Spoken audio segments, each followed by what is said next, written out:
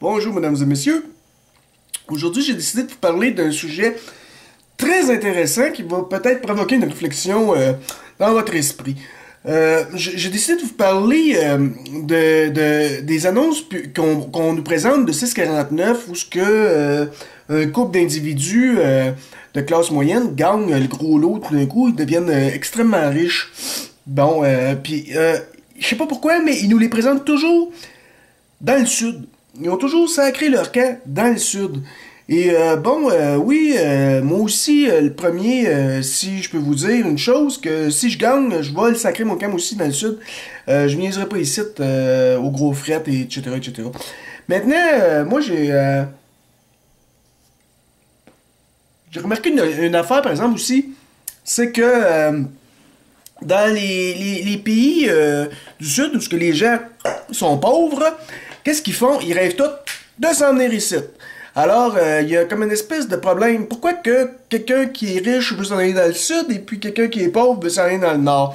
C'est sûrement dû au fait que nous croyons que, étant riche, on pourrait avoir le mieux pour tout. Donc, on choisirait d'aller vivre là-bas pour avoir de la chaleur. Maintenant, eux, ils ont la chaleur, mais ils l'apprécient pas puisqu'ils vivent dedans. Et ils rêvent de s'en venir ici pour avoir la richesse. Et entre le meilleur des deux mondes, je me pose la question, c'est lequel? Parce que, regardez bien l'affaire.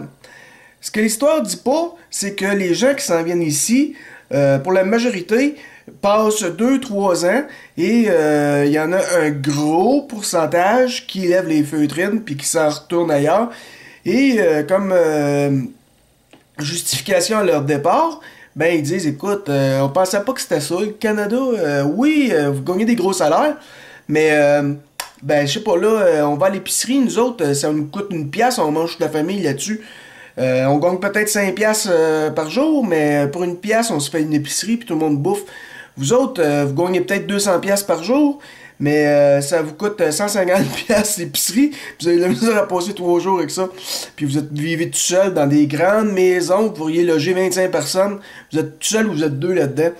Et puis, finalement, ils s'aperçoivent que ça coûte extrêmement cher. Mais aussi, il y a une chose, c'est qu'ils s'aperçoivent que la température ici, c'est invivable.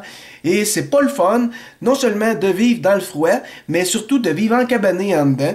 Parce que 6 mois par année, ils passent dans la maison. Est-ce que c'est pas plaisant d'aller dehors, là. Ils pognent des grippes, pognent des sortes de maudites cochonneries.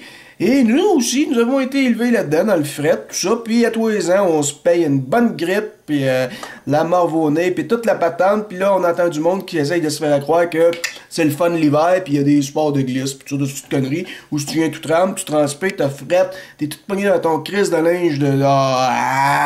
Moi, je peux vous dire une affaire après des 49. Puis si j'ai le meilleur de gagner, moi, le sacré mon canal sud, moi tout. Moi, me faire bâtir une hutte de luxe.